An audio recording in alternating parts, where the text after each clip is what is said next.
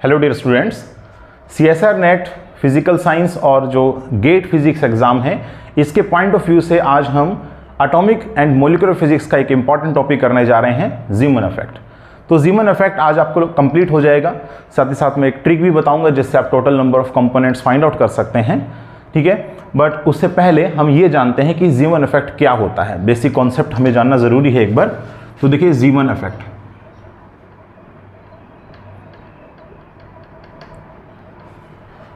देखिए हम लोग इससे पहले स्पिन ऑर्बिट कपलिंग पढ़ रहे थे, उसके अकॉर्डिंगली यहाँ पर जो ट्रांजिशन हो रहे थे अब उनका फर्दर स्प्लिटिंग हो सकता है अगर हम लोगों ने मैग्नेटिक फील्ड अप्लाई किया। तो ज़ीमन इफेक्ट हमें तब देखने को मिलेगा जिस समय आप वीक मैग्नेटिक फील्ड एटम के ऊपर एक्सटर्नली अप्लाई कर रहे होंगे। लेट अस कॉल कि हमारे पास जो मैग्नेटिक फील्ड है एक्सटर्नली वो आप बी नोड अप्लाई कर रहे हैं and that was constant magnetic field which you apply to the atom. Okay, तो अब क्या होगा यहां पर कि जो टोटल मैग्नेटिक मूवमेंट है उस एटम का वो इंटरेक्ट करेगा इस एक्सटर्नल मैग्नेटिक फील्ड के साथ, जिसकी वजह से कुछ एनर्जी में शिफ्ट नजर आएगा। और जब एनर्जीज में शिफ्ट नजर आएगा तो फिर उसके कोरस्पोंडिंग जो ट्रांजिशंस हो रहे होंगे वो भी हमें अधिक संख्या में मिलेंगे। तो उनके लिए हमें सिलेक्शन रूल पढ़ने की आवश्यकता है और साथ ही साथ हम ट्रांजिशंस भी करवा करके देखेंगे कि हमें कितने यहाँ पर जो है नंबर ऑफ कंपोनेंट्स देखने को मिलेंगे, क्या वो फिक्स हैं या फिर वो वेरी करते रहते हैं, ठीक है। तो पहले हम बात करेंगे यहाँ पर कि जो एनर्जी शिफ्ट होगा, energy shift due to the interaction, ठीक है, due to the interaction with the external magnetic field of the total magnetic movement of that atom is given by minus of mu J dot B naught vector, ठीक है। ये आप लोगों ने formula पढ़ा भी होगा। टोटल मैग्नेटिक मूवमेंट का एक्सटर्नल मैग्नेटिक फील्ड के साथ जब इंटरेक्शन होता है तो ये होता है हमारे पास में एनर्जी में जो शिफ्ट आएगा, दैट्स वैल्यू, ओके। और जो म्यू जे का वैल्यू है that depends on the value of M J. किस प्रकार से? इसका वैल्यू होता है G J M J and mu B and this value B not, ठीक है। तो ये वैल्यू हमारे पास होती है और क्योंकि इलेक्ट्रॉन के लिए लिख रहे हैं तो ये माइनस साइन आप लोग यहाँ से रिमूव कर सकते हैं। ये जो जी जे है this represents the total value of the G factor, okay.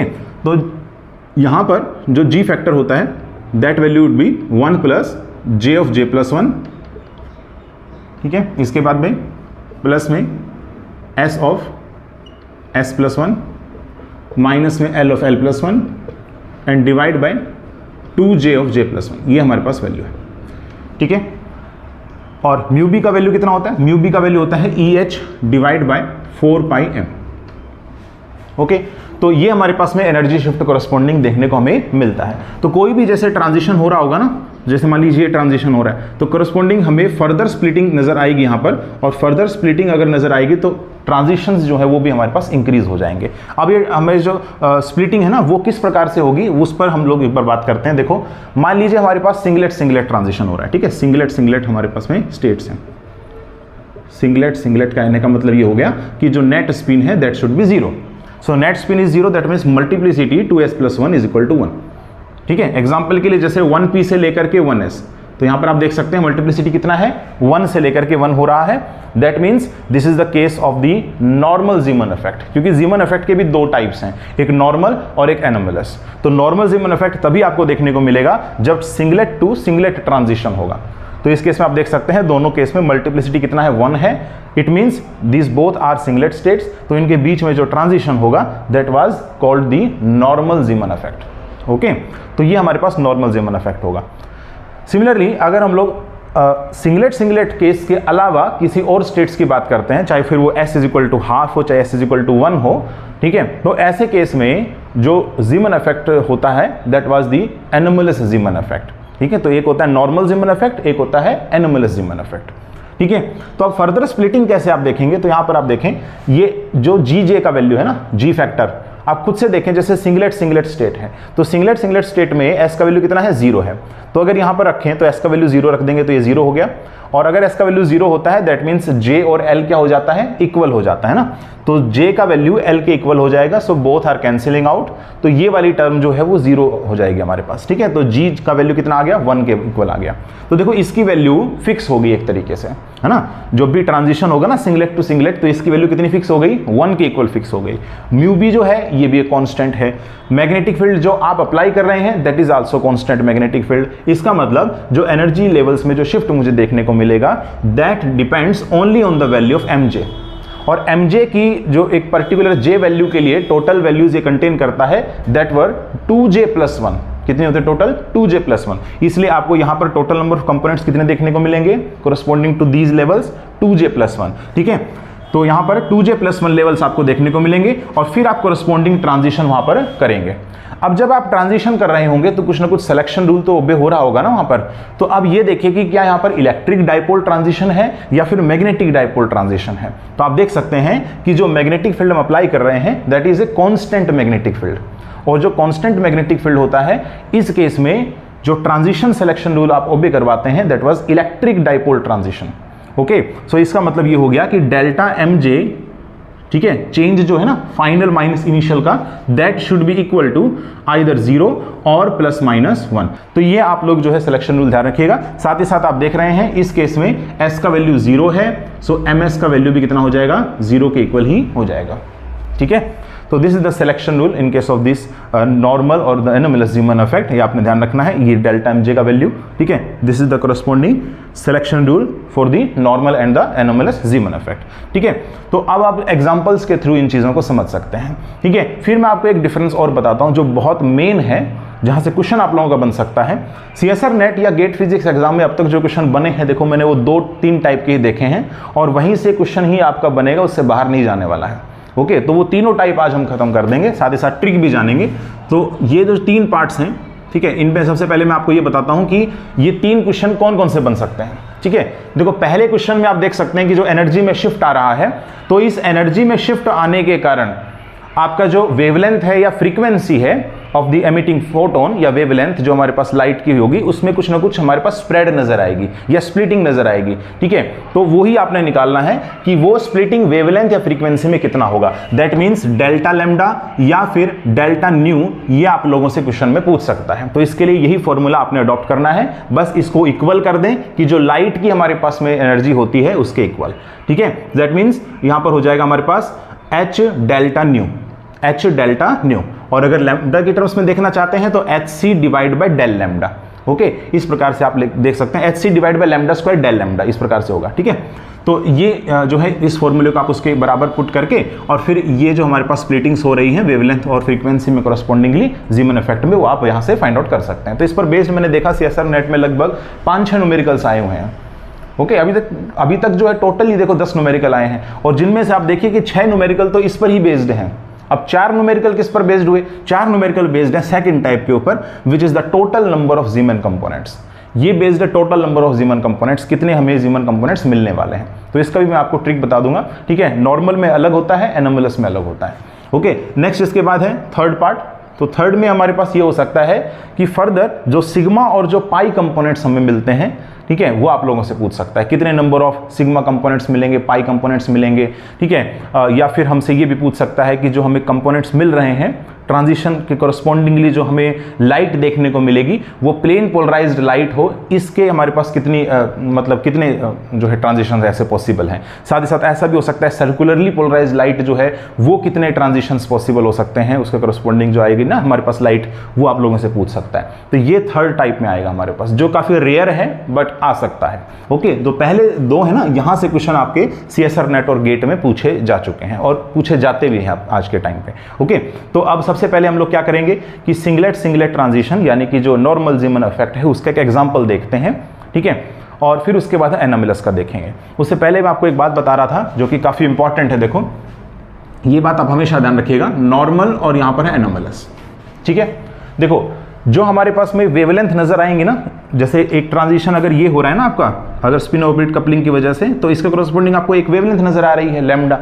ठीक है, जिसका वैल्यू जो है वो इनका एनर्जी डिफरेंस आप ले लेंगे तो उसके ऊपर डिपेंड रहेगा। ओके, तो अब नॉर्मल ज़ीमन इफेक्ट में ये होता है कि एक वेवलेंथ के कोरस्पॉन्डिंग आपको 3 वेवलेंथ नजर आती हैं due to the shift of this energy ना। तो इस एनर्जी के शिफ्ट की वजह से हमेशा ये हमेशा होगा। ठीक है, ये हमेशा हमारे पास यहाँ नॉर्मल ज़ीमन इफेक्ट में एक सिंगल वेवलेंथ जो है वो 3 पार्ट्स में हमारे पास स्प्लिट होती हुई नजर आती है। 3 वेवलेंथ मुझे यहाँ से देखने को मिलती हैं, हमेशा देखने को मिलेगा। नेक्स्ट इसके बाद एनोमलस। एनोमलस में ये होता है कि जितने नंबर ऑफ कंपोनेंट्स टूट रहे हैं और उसके करस्पॉन्डिंग जो ट्रांजिशंस होंगे, ठीक है। So number of transitions are according to this selection rule, है ना। तो जितने नंबर ऑफ ट्रांजिशंस होंगे उनके कोरस्पॉन्डिंग उतने ही हमें क्या मिलेंगे, उतने ही हमें यहाँ पर जो है वेवलेंथ हमें नजर आएंगी, ठीक है। तो ये डिफरेंस ऐसा क्यों कि यहाँ पर 3 फिक्स है जबकि यहाँ पर हमारे पास डिफरेंट है, उसका एक कारण है दरअसल, ठीक है। उसका कारण मैं आपको बताता हूं। देखो उसका कारण ये है कि जब नॉर्मल की बात चल रही थी तो उसमें g का वैल्यू आप देख सकते हैं 1 फिक्स हो गया, 1 फिक्स हो गया ना उसमें, बिकॉज s का वैल्यू कितना है 0 है, और j और l जब बराबर हो जाएगा तो ये आपस में कैंसिल आउट। सो g का वैल्यू हमेशा कितना रहेगा, 1 रहेगा। देखो इसकी वैल्यू फिक्स, इसकी वैल्यू फिक्स, इसकी value fix, that means mj पर डिपेंडेंसी है। बट जब हम एनोमलस ज़ीमन इफेक्ट की बात करते हैं तो वहां पर देखो g का वैल्यू भी चेंज होता है और mj का वैल्यू भी चेंज होता है। दैट मींस यहां पर आपको जो कोरस्पॉन्डिंग वेवलेंथ नजर आएंगी वो आपको इससे क्या मिलेंगी, अधिक देखने को मिलेंगी। ओके, तो अब हम एग्जांपल्स की तरफ प्रोसीड करते हैं और उसे मैं आपको ट्रिक में मैं बता दूंगा कैसे आप लोगों ने करना है, ठीक है। अच्छा, एक चीज और है, पहला क्वेश्चन करने के लिए ना यहां पर आप h डेल्टा न्यू या फिर hc by lambda square del lambda ये आप यहां पर पुट कर दीजिएगा, ठीक है। डेल्टा न्यू निकालना है तो ये फॉर्मूला आप अडॉप्ट करें, अगर डेल्टा लैम्डा निकालना है splitting in the wavelength corresponding तो आप लोग ये वाला फॉर्मूला इस्तेमाल कर सकते हैं, ठीक है। चलिए अब हम एग्जाम्पल देखेंगे नॉर्मल और एनोमलस का। एक बार देखिए हम ट्रांजिशंस करें ना, उससे पहले अभी जो आपको फॉर्मूला बताया है ना मैंने, h delta nu is equal to hc by lambda square delta lambda, ठीक है, this is equal to gj mj mu B B.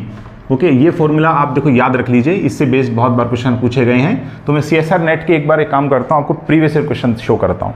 देखो दिसंबर 2014 का क्वेश्चन देखें, इसमें दिया हुआ है कि एटॉमिक ट्रांजिशन 1p से 1s जा रहा है in presence of magnetic field 1 tesla and it shows the Zeeman splitting.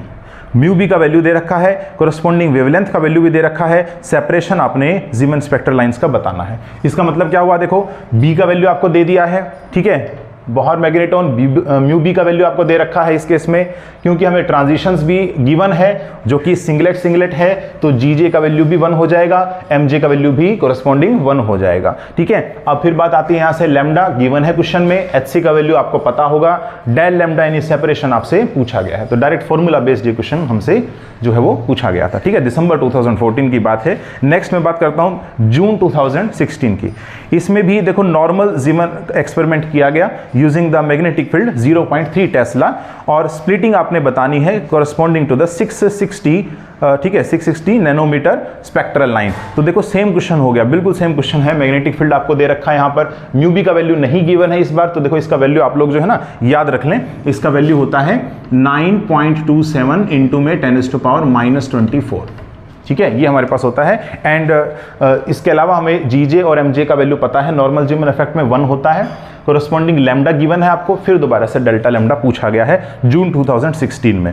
फिर मैं बात करता हूँ यहाँ पर नेट दिसंबर 2017, इसमें देखो आपको म्यू बी बाय एच का वैल्यू दे रखा है, यानी कि इस एच को आप इधर लेकर के जाएंगे ना तो म्यू बी बाय एच का वैल्यू आपको गिवन है क्वेश्चन में, फिर एस का वैल्यू गिवन है, एल का वैल्यू गिवन है, एमजे का वैल्यू गिवन है, ठीक है। एस और एल का वैल्यू इसलिए दे रखा है ताकि आप जी का वैल्यू निकाल सके, और ऑब्वियसली बात है जी का वैल्यू अगर 1 ही आएगा, क्योंकि इस केस में आप देख सकते हैं S is equal to 0 question में गिवन है। ओके, मैग्नेटिक फील्ड 1 गोस है, गोस को आप चेंज नहीं करेंगे because mu B by H का जो वैल्यू हमें दे रखा है ना वो गोस इनवर्स की यूनिट्स में दे रखा है, ठीक है, मेगा हर्ट्ज गोस इनवर्स, ठीक है, तो इसको आप चेंज नहीं करने की जरूरत है। तो फ्रीक्वेंसी शिफ्ट निकालना है, तो इस बार फ्रीक्वेंसी शिफ्ट मतलब ये वाला फॉर्मूला अडॉप्ट होगा, ठीक है। तो H delta nu is equal to G J M J mu B B, ये वाला फॉर्मूला अडॉप्ट करके आप फाइंड आउट कर सकते हैं, ठीक है। एक क्वेश्चन है हमारे पास गेट 2018 में, इसमें गिवन है an atom in its singlet state is subjected to magnetic field, और मैग्नेटिक फील्ड जो है वो तो आपको फाइंड आउट करना है।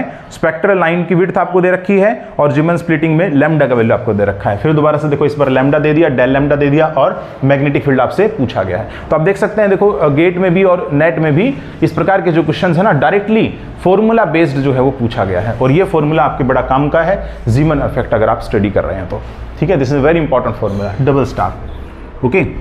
और फिर अब लोग जो है टोटल नंबर ऑफ जीमन कंपोनेंट उसको हम लोग फाइंड आउट करते हैं, ठीक है।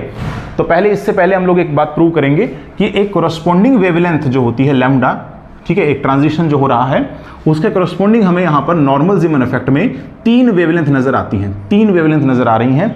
इस बात को आप कैसे प्रूव करेंगे, ठीक है। तो आप कोई भी ट्रांजिशन सोच सकते हैं, कोई भी ट्रांजिशन, लेकिन सिंगलेट सिंगलेट होना चाहिए, ठीक है। एग्जाम्पल के लिए जैसे 1D से लेकर के 1P तक, ये ट्रांजिशन आप अज्यूम कर लीजिए। आप 1p से 1s भी ले सकते हैं, 1f से 1d भी ले सकते हैं। आप देखना आपको 3 ही वेवलेंथ नजर आएंगे, ठीक है। ट्रांजिशन ज्यादा नजर आएंगे, जैसे जैसे आप इंक्रीज करेंगे ना आपके 1f से 1d, तो आपको ट्रांजिशंस तो अधिक नजर आएंगे, बट कोरस्पॉन्डिंग जो mj की वैल्यू रहेंगी ना, उसके कोरस्पॉन्डिंग हम देखेंगे कि वेवलेंथ तो हमें फिक्स नजर आने वाली है, उतनी ही नजर आएंगी जितना हमें बताया गया है, 3 ही नजर आएंगी, ठीक है। देखो जैसे 1d स्टेट है, तो 1d अगर स्टेट होगा हमारे पास, जो कि सिंगलेट स्टेट है, आप देख सकते हैं बिकॉज 2s + 1 का वैल्यू 1 के इक्वल है और इससे दैट s का वैल्यू कितना है, 0 के इक्वल है। ओके, तो सिंगलेट स्टेट आप देख सकते हैं यहाँ पे। और डी स्टेट के लिए ऑर्बिटल एंगुलर मोमेंटम का वैल्यू होता है 2 के equal. So this implies that if s = 0, l = 2, then j = also 2, ठीक है। तो यहाँ पर ये एक्चुअल में होगा 1d2।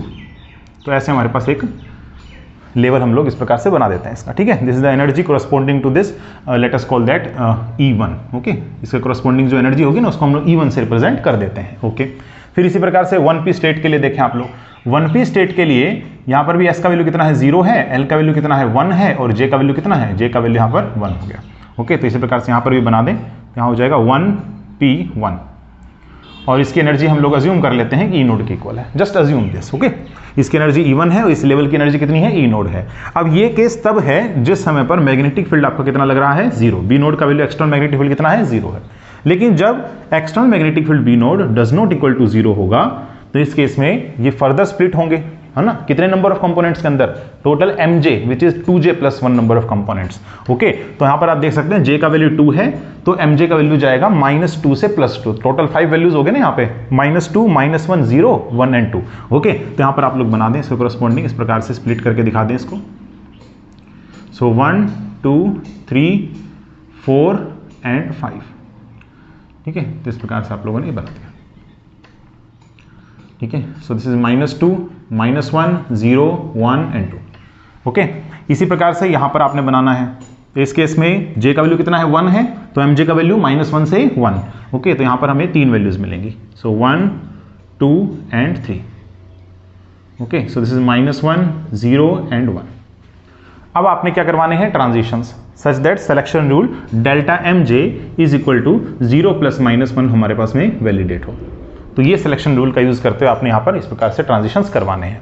ओके, तो अब देखो जैसे यहाँ पर ट्रांजिशंस करवाएंगे, जैसे ΔMj = 0 है, तो इसके कोरस्पॉन्डिंग आप देखें कौन कौन से ट्रांजिशंस होंगे। एक तो देखो 0 से ये 0, ये पॉसिबल है। ओके, फिर इसके बाद यहाँ पर 1 से ये 1, 1 से 1, और -1 से -1, तो दिस कोरस्पॉन्ड्स टू ΔMj = 0।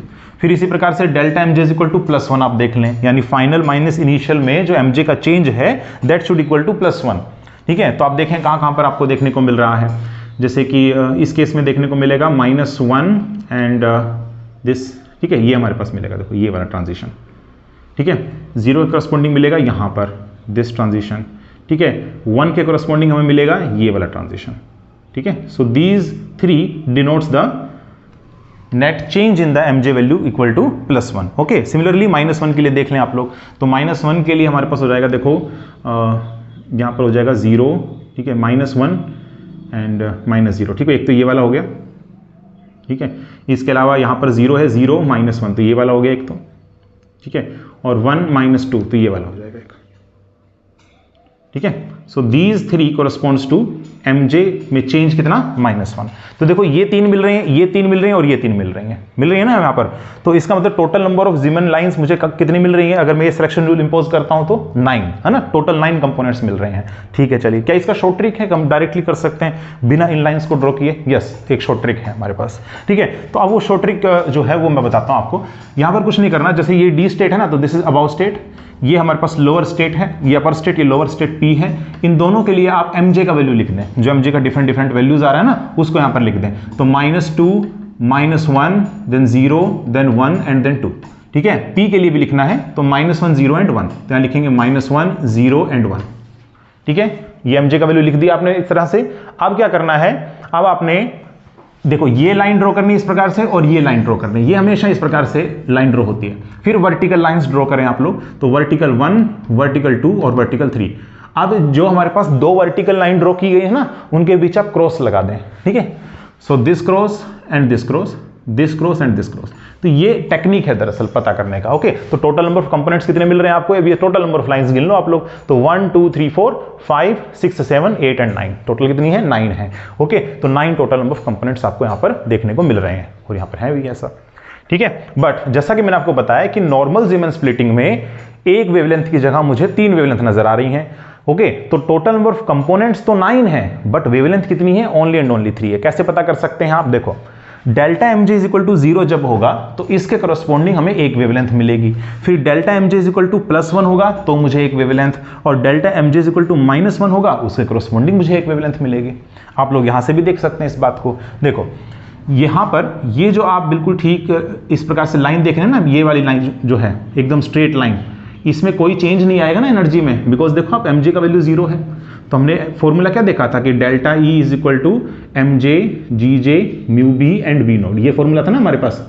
तो देखो अगर एम जे ही 0 हो जाएगा तो एनर्जी में कोई शिफ्ट नहीं आया, तो यहाँ आप देख सकते हैं कोरस्पॉन्डिंग एनर्जी में कोई शिफ्ट नहीं है, यानी कि जो मेरे पास एनर्जी था जब B naught is equal to 0 है, यानी कि अनपर्टुर्ब्ड लेवल का जो एनर्जी है ये पर्टुर्ब्ड का है दरअसल, जब मैग्नेटिक फील्ड आपने अप्लाई किया है, ठीक है।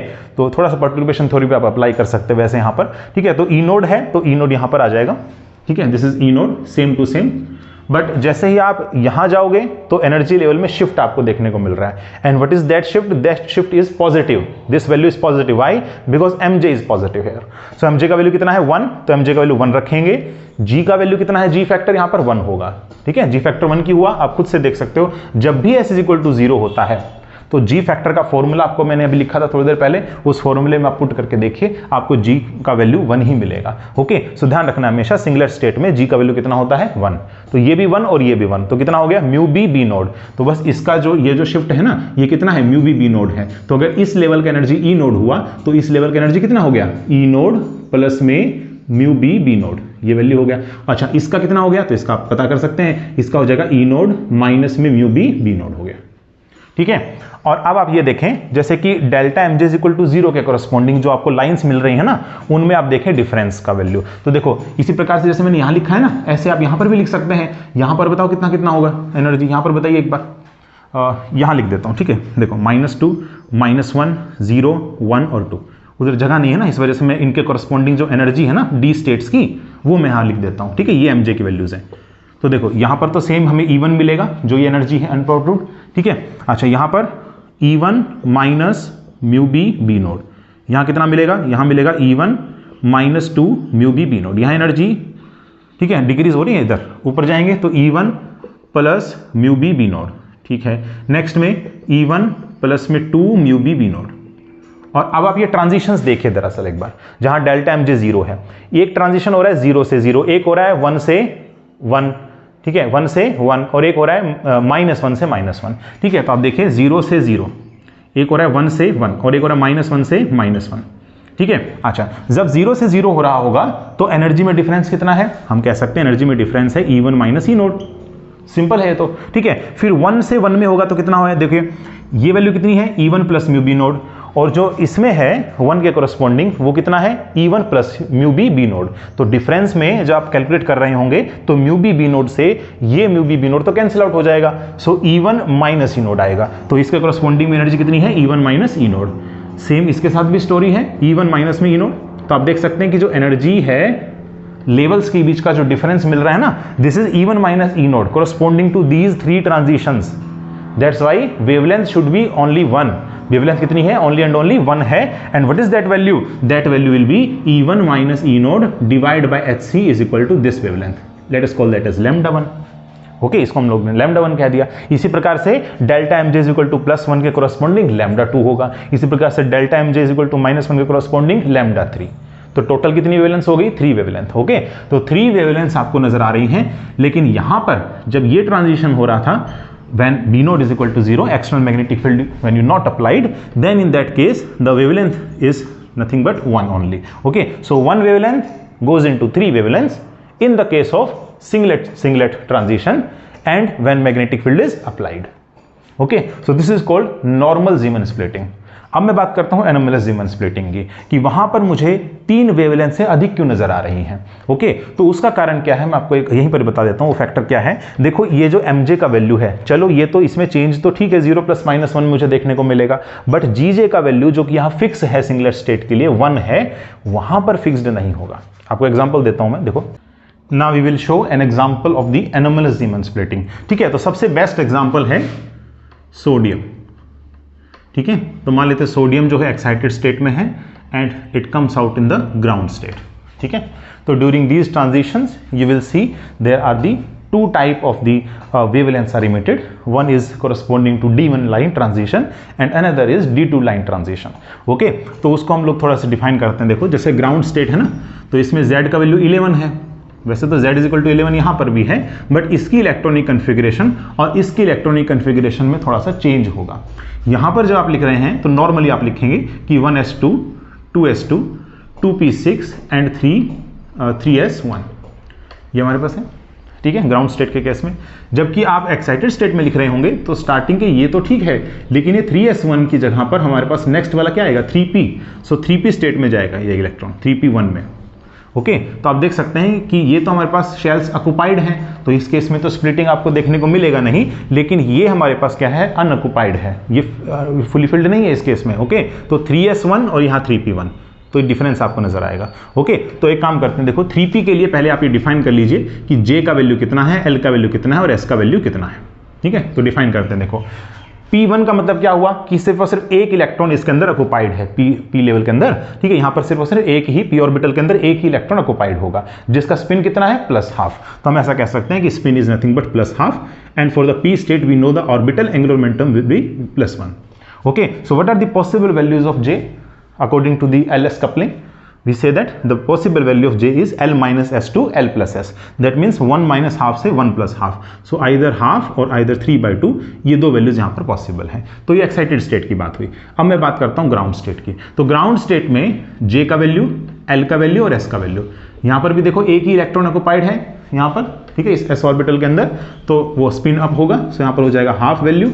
L का वैल्यू S स्टेट के लिए 0, तो यहाँ पर भी कितना हो जाएगा, half.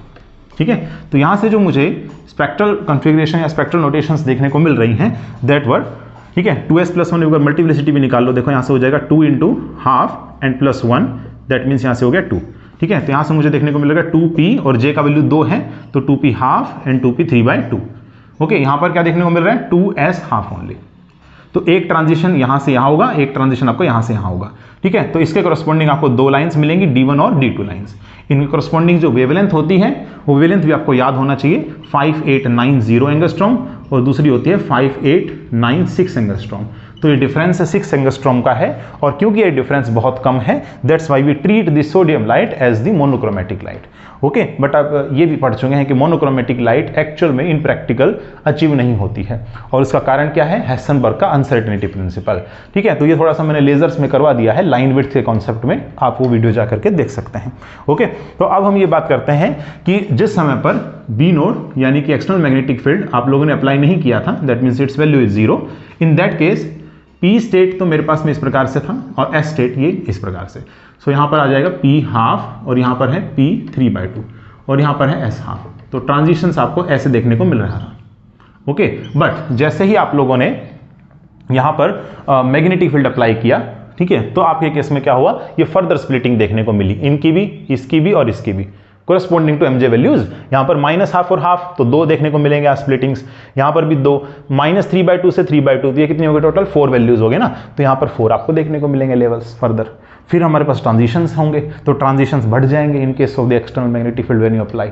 Okay, and remember this magnetic field you apply, this is weak. Okay, अच्छा, तो अब देखें आप कि जो g का वैल्यू है, क्या इस केस में और इस केस में क्या आपको सेम मिलेगा, j का जो वैल्यू क्या मुझे सेम मिल रहा है, जैसे पहले मुझे कितना मिल रहा था, 1 मिल रहा था जब s = 0 ले रहे थे। तो यहां पर s का वैल्यू कितना है, s का वैल्यू यहां पर ½ है, l का वैल्यू कितना है, l का वैल्यू देखो 0, 1 एंड 1, तो एक केस में 0 है, एक केस में 1 है, एक केस में 1 है। j का वैल्यू देखें तो j का वैल्यू यहां पर ½ है, ठीक है, यहां पर ½ है और यहां पर 3/2 है।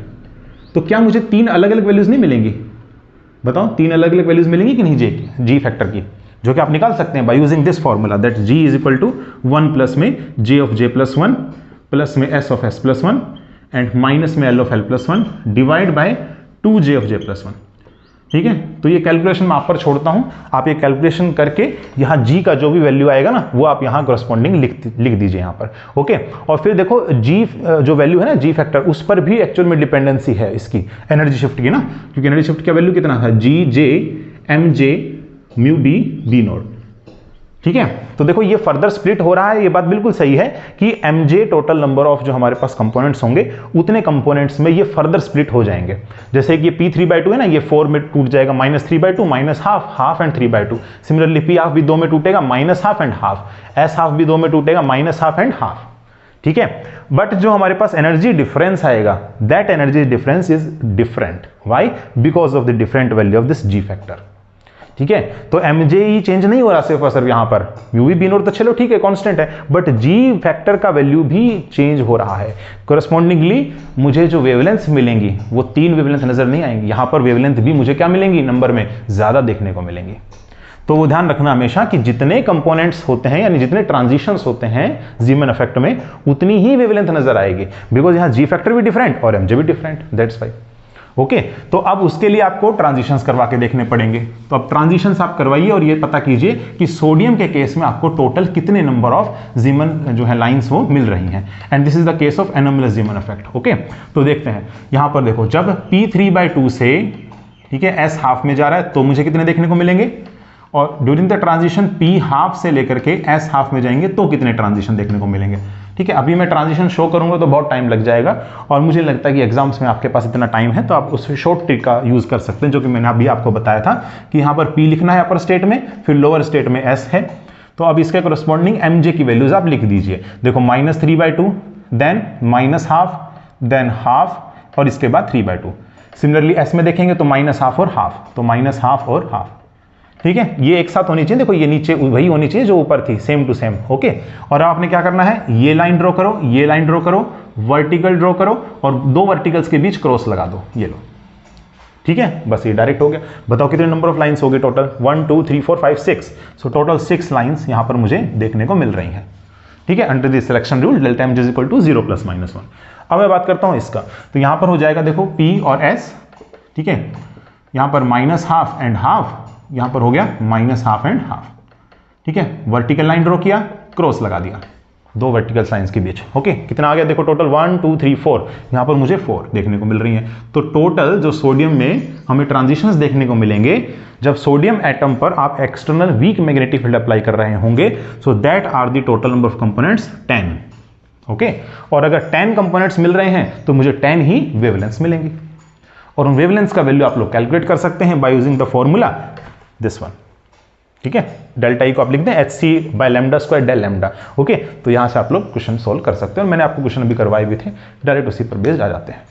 ओके, अच्छा, इसमें 1-2 बातें और हैं जो जानने योग्य हैं, क्योंकि तीसरा पार्ट का जो मैंने आपको नहीं करवाया, 2 तरह के क्वेश्चन मैंने आपको बताए हैं। एक जिसमें टोटल नंबर ऑफ ज़ीमन लाइन आपसे पूछ सकता है, एक जिसमें हमारे पास में जो स्प्लिटिंग होने लग रही है, ठीक है, किसके अंदर, वेवलेंथ में या फ्रीक्वेंसी में, तो वो आप लोगों से इस फॉर्मूले से पूछा जा सकता है। और तीसरा अभी तक पूछा तो नहीं गया है एग्जाम्स के अंदर, ठीक है, बट वो आपसे पूछ सकता है कभी भी, एक सिग्मा नंबर ऑफ कंपोनेंट्स कितने हैं, पाई नंबर ऑफ कंपोनेंट्स कितने हैं, प्लेन पोलराइज्ड जो हमारे पास लाइट है उसके करस्पॉन्डिंग कितने कंपोनेंट्स मिलेंगे, और जो सर्कुलरली पोलराइज्ड लाइट है उसके करस्पॉन्डिंग मुझे कितने ट्रांजिशंस देखने को मिलेंगे। ठीक है, देखो ये पहले 2 जो हमारे पास है ना, सिग्मा और पाई कंपोनेंट्स, ये थोड़ा केमिस्ट्री में अधिक यूज होता है, बट आप ध्यान रखिएगा सिग्मा कंपोनेंट का मतलब हो गया कि जहां पर डेल्टा mj का वैल्यू +-1 आता हो।